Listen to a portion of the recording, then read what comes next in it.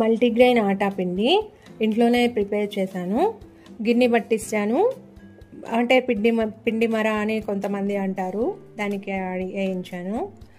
గోధుమలు 5 కేజీలు, సద్దలు 1/2 కిలో, రాగులు 1/2 కిలో, జొన్నలు 1/2 కిలో, బార్లీ వచ్చేసి 100 గ్రామ్స్ తీసుకున్నానండి.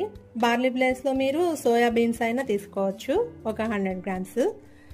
చాలా స్మూత్గా సాఫ్ట్గా వస్తాయండి చపాతీలు, చాలా బాగుంటాయి. ఓకే,